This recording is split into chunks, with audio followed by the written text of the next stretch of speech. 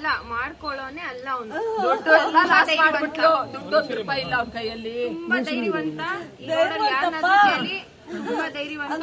ಮಾಡ್ಕೊಳ್ಳೋನೆ ಅಲ್ಲ, ಏನೋ ನೀನೇನೋ ಅಪ್ಸೆಟ್ ಆಗಿದ್ದಾನೆ, ಇದ್ರಲ್ಲಿ ಮಾಡ್ಕೊಂಡ್ಬಿಟ್ಟಿದ್ದಾನೆ. ಬಟ್ ಅವಳಿಗೆ ಶಿಕ್ಷೆ ಆಗ್ಲೇಬೇಕು. ಬೇರೆ ಮನೆ ಮಕ್ಳು ಇರ್ತಾರೆ, ಗಂಡ್ ಮಕ್ಳು ಸಾಕಿರ್ತಾರೆ, ಅವ್ರಿಗೆ ಈ ತರ ನೆಕ್ಸ್ಟ್ ಟೈಮ್ ಆಗ್ಬಾರ್ದು.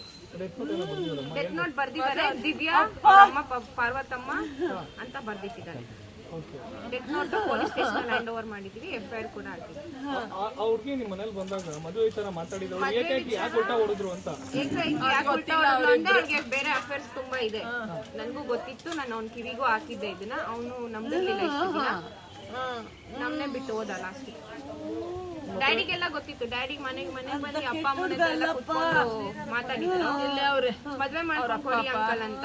ಆಯ್ತಮ್ಮ, ನೀವ್ ಯಾವಾಗ ಹೇಳ್ತೀರೋ ಅವಾಗ ಮದ್ವೆ ಮಾಡ್ಕೊಡ್ತೀವಿ, ನಮ್ಗೆ ಯಾವ್ದೇ ರೀತಿ ಅಬ್ಜೆಕ್ಷನ್ ಇಲ್ಲ ಅಂತ ನಾವ್ ಇಷ್ಟ ಬಂದಂಗೆ ಬಿಟ್ಟಿದ್ವಿ ಅವ್ನ. ಹಾ, ನನ್ನ ಹತ್ರ ಹೇಳ್ಕೊಂಡಿರ್ಲಿಲ್ಲ.